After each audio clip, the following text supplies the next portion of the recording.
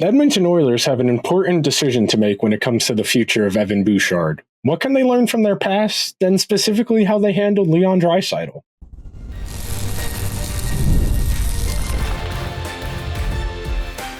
You are Locked On Oilers, your daily podcast on the Edmonton Oilers, part of the Locked On Podcast Network, your team every day.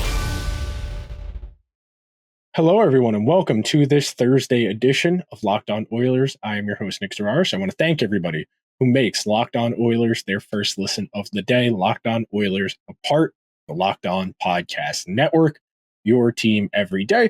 And today's episode is brought to you by FanDuel. Make every moment more. With the playoffs over, the sports aren't sporting like we want them to anymore. But this summer, FanDuel is hooking up all customers with a boost or bonus daily. That's right. There's something for everyone every day, all summer long. Visit FanDuel.com to get started. So today's episode is going to dive into how teams handle restricted free agency. We're going to hone in on Evan Bouchard because he's the player that most aptly fits what we're going to talk about today. But we'll touch on Philip Broberg. We'll touch on Dylan Holloway. Those two will be in the third segment. But we're going to get in our time machine, and we're going to go back to the summer 2017. That, of course, is the summer where then Oilers general manager Peter Chiarelli gave Leon Draisaitl a long-term extension. They did not go and sell a bridge. They did not put themselves in a position to revisit that contract a few years down the road. If anything, it was, and I don't want to call it an outright gamble because that's selling Draisaitl a little bit short, but for a player with 3 years of NHL experience who wasn't on the McDavid, Matthews, Marner, McKinnon tier of player, to offer $8.5 million per season for 8 years for somebody who was not a point per game player yet, it was a real gambit. And you have to think about it in terms of cap space because the Montreal Canadiens just signed Juraj Slafkovsky, the first-round pick from a couple of years ago, to a long-term extension, and that contract is awfully similar to the one Draisaitl signed 8 years ago. It's a little bit less. It's $7.6 million as opposed to $8.5 million, but that's the type of gambit it was that the Oilers and Peter Chiarelli were staking that they thought Draisaitl was good, but they had an assumption and a somewhat of an understanding that they thought he could be better. They thought if they gave him a long-term deal and they continued turning over the organization and continued improving the team, eventually he would be able to become a player that was worth that much money. And it's important to think about restricted free agency in a certain way. And this is something we've talked about a bit this summer because they have Bouchard, because they have Broberg, because they have Dylan Holloway. Restricted free agency is a collective bargaining construct to keep the cost of players down. This is a way of preventing players from maximizing their value because they're restricted, because they can't negotiate with other teams without accepting an offer sheet. It puts these players in a position where they can't accept an offer sheet because they'll be ostracized.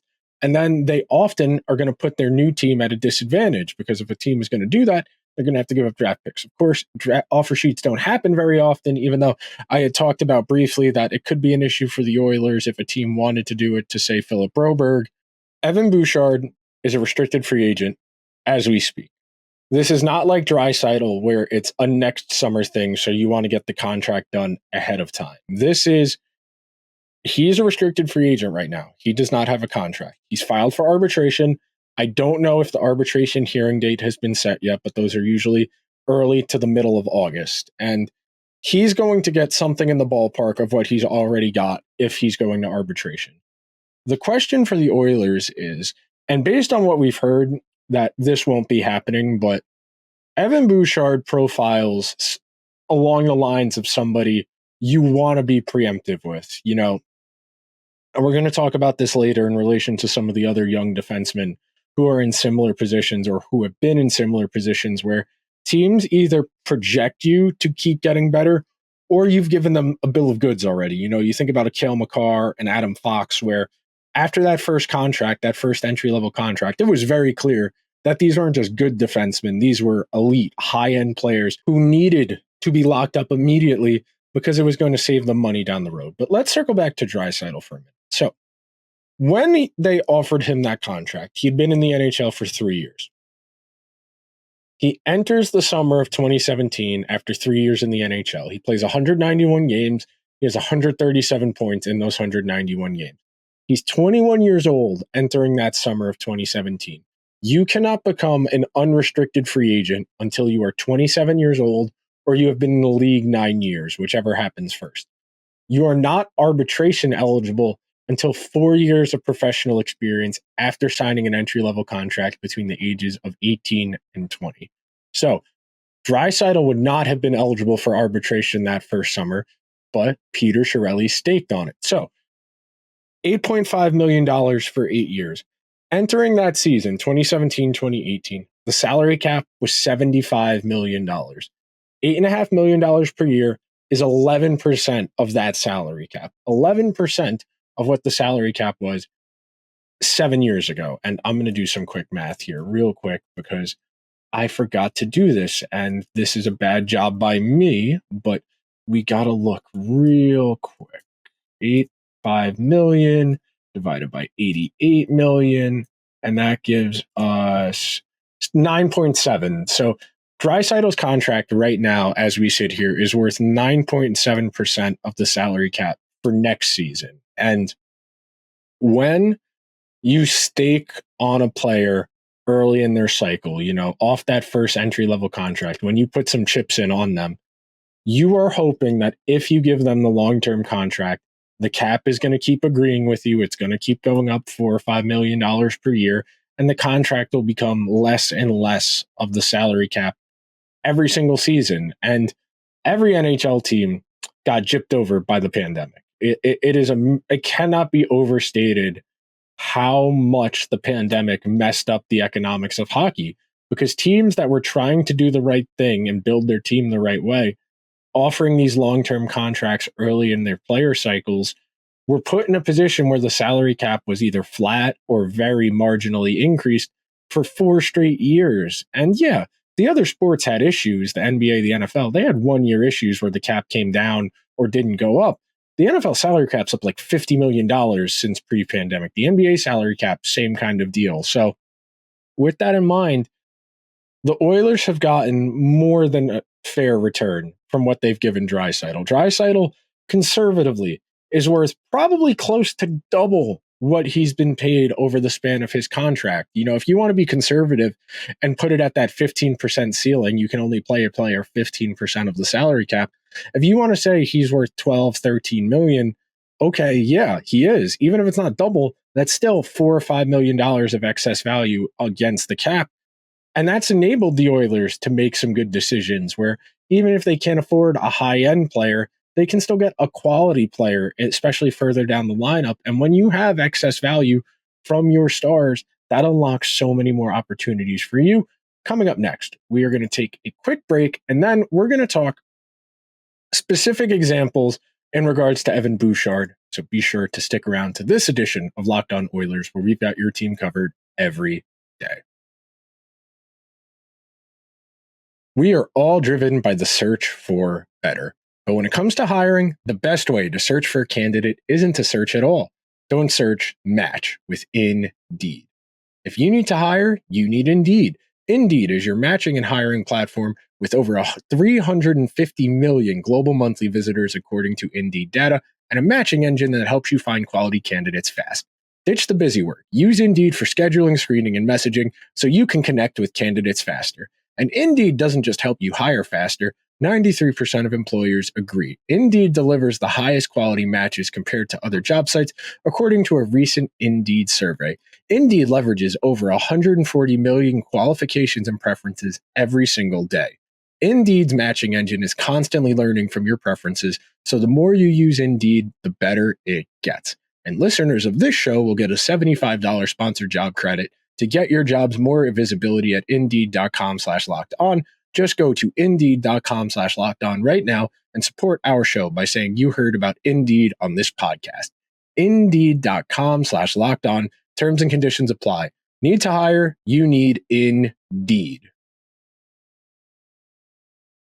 Thank you to everybody hanging out on this Thursday edition of Locked On Oilers. Glad the show is making the rotation in the dead of summer. This is where content creators prove their mettle. If they can come up with interesting topics to talk about and not just boliviate on and on about transactions and rumors, because anybody can make up rumors. I can go downstairs and tell my mom the Oilers traded Connor McDavid for a bag of chips, and she would believe me until she Googled it. So that's the way you got to think about it as far as content in the summer. I always like to use the summer as an opportunity for sharpening iron. You know, you think about sharpening a blade and fine-tuning your skills. This is what the off-season is for. Whether you're a player, you're a content person, you're a media person, you use this time to get better, to enhance your understanding of things, to learn more. And man, I am learning a lot about the Oilers and learning a lot about NHL history, because the NHL and sports in general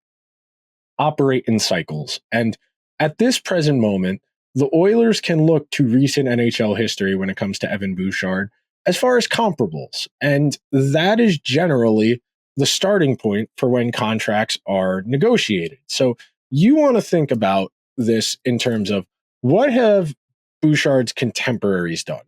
What have Bouchard's contemporaries been offered? How much have they gotten?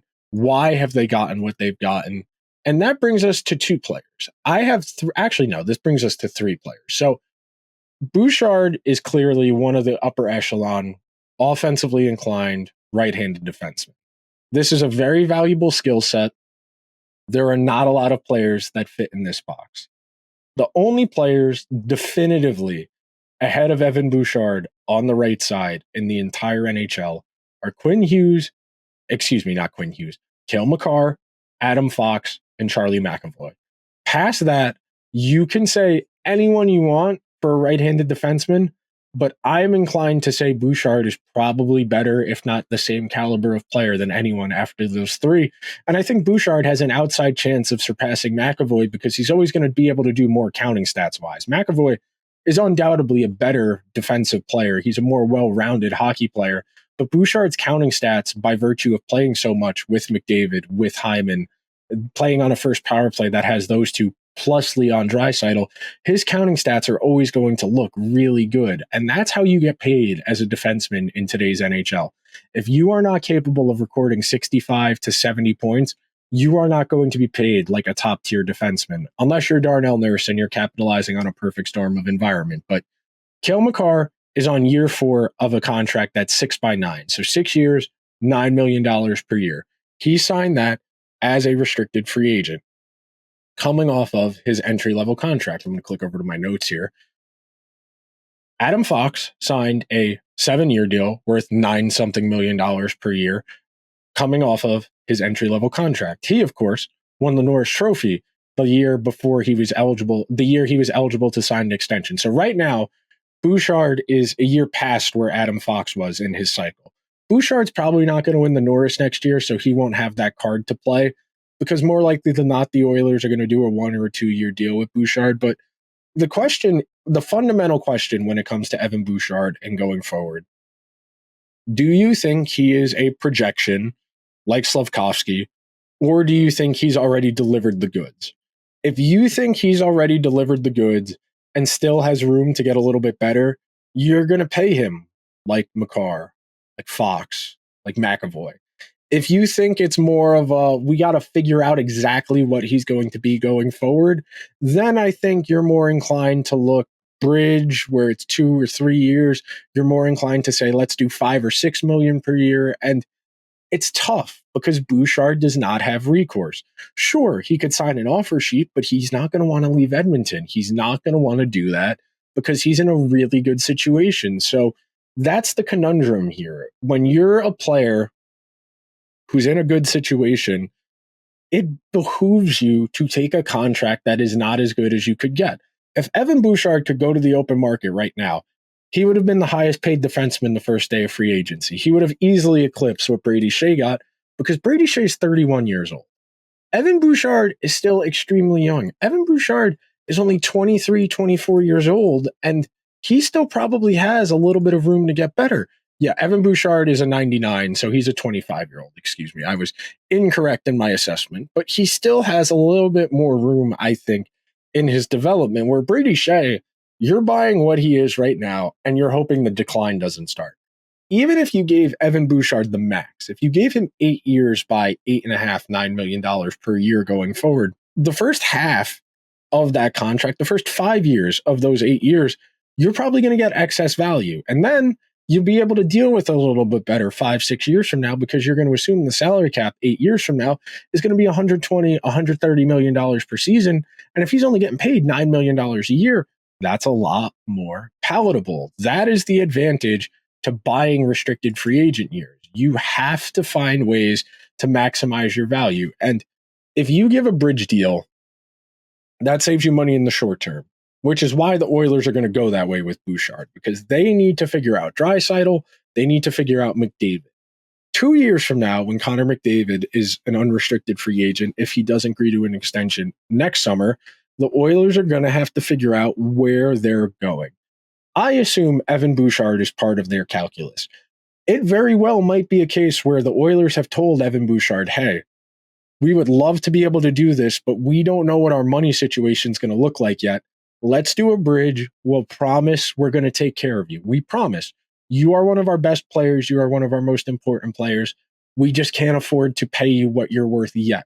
That means the Oilers are probably going to lowball him this first time around.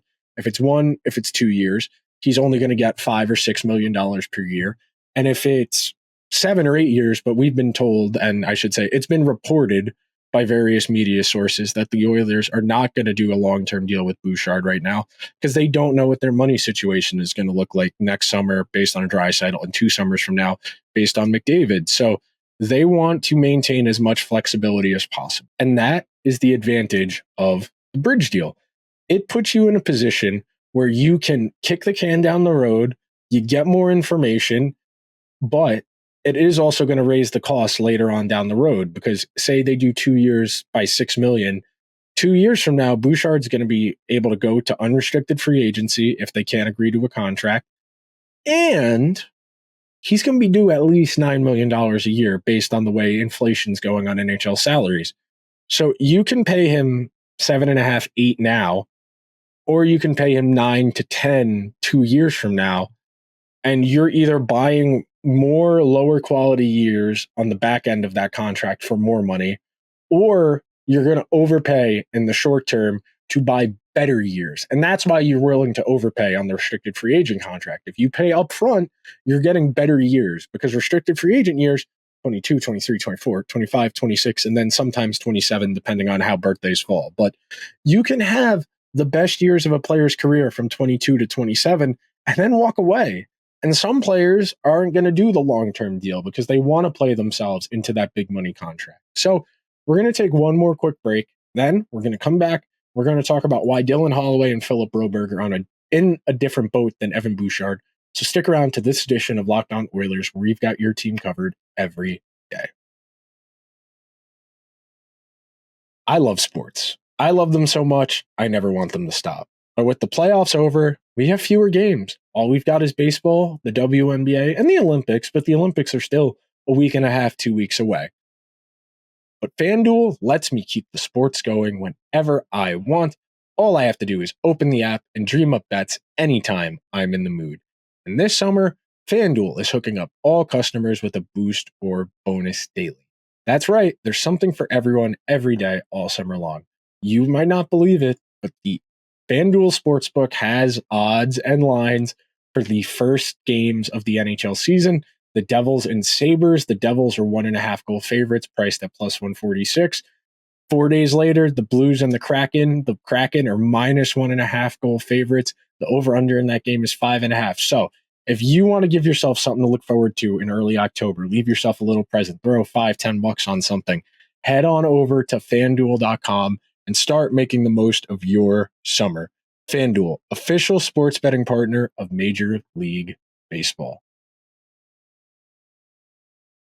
Thank you to everybody who's hanging out on this Thursday edition of Locked On Oilers, where we've got your team covered every day.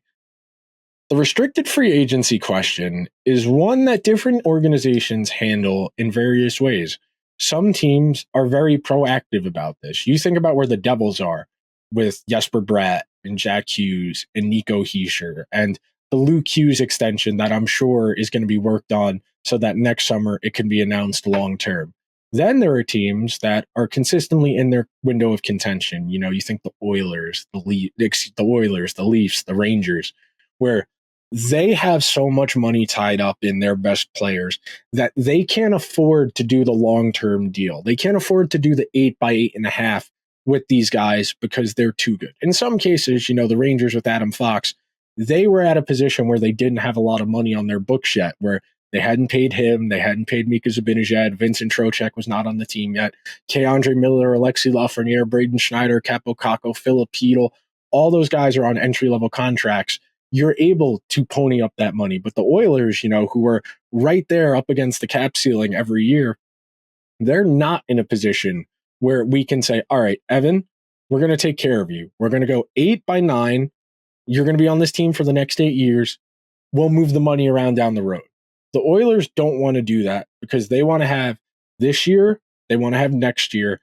And then from there, then they'll have to start figuring out what the next permutation of the team is. So the reason we're not talking about Philip Broberg or Dylan Holloway in the same vein as Evan Bouchard is those guys are more in the camp of I need more. Philip Broberg does not have a lot of NHL games of experience. He's not somebody who's been an overwhelming success to the point that you need to have him. He's 81 years old. Excuse me, I misread that. He's 22 years old and he's played 81 NHL games at 22. He has not been a full-time NHL regular yet at 22. He is going to play himself into a lot of money if he lives up to the expectations and the role the Oilers have in mind for him. If he's going to play on his offside and babysit Darnell Nurse, he's going to be entitled to a lot of money 2 or 3 years from now on that next restricted free agent contract. He is not somebody who has played himself into a long-term deal. Sure, is there a world where the Oilers are like, hey, would you do 8x4 right now? And no agent worth his salt would make that deal because they know Broberg, if he lives up to his potential, he's going to be able to sniff $7-8 million per year. And it's the same thing with Dylan Holloway, who I like what I've seen from Holloway. I'm just not sure what box he belongs in yet as far as archetype. Is he a flash winger who can occasionally score? But being that he's 22 and only played 89 NHL games, he's got time to figure that out, where he is, where he's going, and what type of player he is. I like the toolbox. He's got some hands. He skates really fast in a straight line. Those traits are valuable. But is he going to be a 40-point, 25-goal guy? Or does he have more than that? Can he get to that 60-point plateau?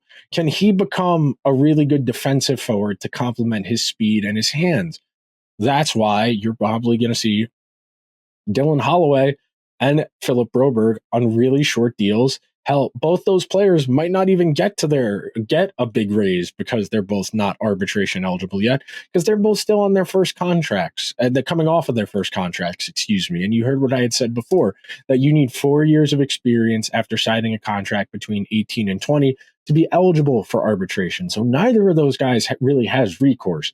The Oilers can play this very tough and just make them play on their qualifying offer unless they want to sit out the season. But neither guy's going to want to do that. Those guys need to play. It's not like the William Nylander situation or the Jacob Trouba situation or the Mitch Marner situations where those guys sat until November of their given seasons to put heat on their teams to make them come up to a number. They don't have recourse. They can't go to arbitration. They just kind of have to eat it. And that's really what's unfair about this current situation is a lot of NHL players don't get 9 years of service time. A lot of guys don't make it to 27 in the NHL and cash out. We're talking about the upper echelon caliber of player.